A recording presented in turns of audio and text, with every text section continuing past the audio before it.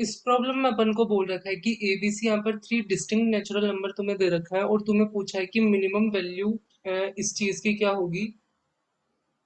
यहाँ पर a plus B time C raise to power iota 2 pi by 3 and C raise to power iota 4 pi by 3 का modulus लेके उसका square कर रखा है एंड इधर भी एक दूसरी क्वांटिटी का मॉड्यूलस लेके उसको स्क्वायर कर रखा है और इन दोनों का एडिशन कर रखा है और इसकी मिनिमम वैल्यू अपन को पूछी है।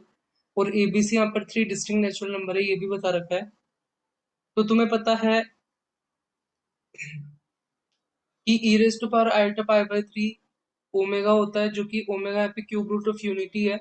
एंड तुम्हें पता है कि e raise to power iota 2 pi को तुम cos 2 pi plus iota sine 2 pi लिख सकते हो, तो कोस 2 पाई 1 हो जाएगा एंड साइन 2 पाई 0 हो जाएगा। तो यहाँ पर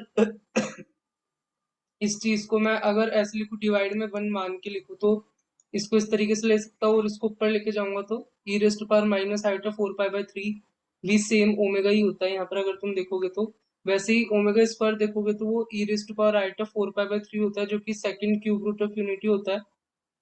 तो यहाँ पर 1 omega and omega square cube root of unity होता है, तो उसमें से एक ओमेगा होता है और एक ओमेगा स्क्वायर होता है, तो omega square E raise to power iota 4 pi by 3 होता है। और अगेन यहाँ पर e raise to power iota 4 pi by 3 divided by e raise to power iota 2 pi करूंगा, क्योंकि इसकी वैल्यू 1 है तो कोई फर्क नहीं पड़ेगा। तो e raise to power minus iota 2 pi by 3 इसको भी तुम सेम लिख सकते हो ओमेगा स्क्वायर के।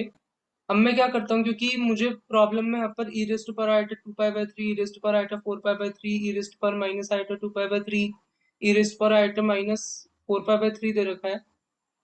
तो उनकी जगह मैं ओमेगा एंड ओमेगा स्क्वायर की फॉर्म में लिख देता हूँ। तो इसकी जगह ओमेगा लिख दिया, इसकी जगह ओमेगा स्क्वायर लिख दिया। E raise to power minus iota 2 pi by 3 दे रखा था तो उसकी जगह ओमेगा स्क्वायर लिख दिया। E raise to power minus iota 4 pi by 3 दे रखा था तो उसकी जगह ओमेगा लिख दिया। तो इस तरीके से omega and omega square term में लिख दिया, जो कि तुम्हें पता है क्यूब रूट ऑफ यूनिटी है यहाँ पर। अब तुम्हें पता है कि मॉड्यूलस ऑफ जेड के होल स्क्वायर को जेड जेड बार के फॉर्म में लिख सकते हैं, तो जेड बार जेड का कॉन्जुगेट है। तो यहाँ पर ये कॉम्प्लेक्स नंबर है और उसके मॉड्यूलस का स्क्वायर दे रखा है, और ये दूसरा कॉम्प्लेक्स नंबर है उसके मॉड्यूलस का स्क्वायर दे रखा है। तो यहाँ पे दोनों को बेसिकली जेड जेड बार के फॉर्म में लिखूंगा। तो एक चीज तुम्हें ये भी पता होगी कि ओमेगा का जो कॉन्जुगेट है वो ओमेगा स्क्वायर होता है और ओमेगा स्क्वायर का कॉन्जुगेट ओमेगा होता है। ये प्रॉपर्टी है क्यूब रूट्स ऑफ यूनिटी की basically.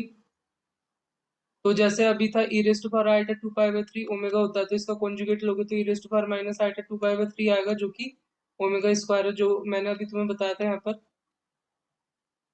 Omega square E raise to power minus iota 2 pi by 3 तो सेम है।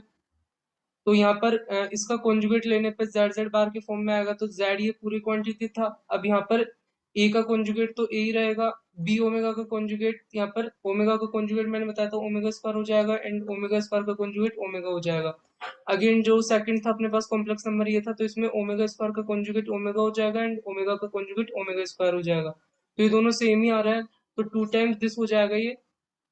अब यहाँ पे तुम इन दोनों का प्रोडक्ट करोगे तो तुम्हारे पास बेसिकली यहाँ पर आएगा a square plus b square plus c square minus a b minus b c minus c a, इस तरीके से आएगा।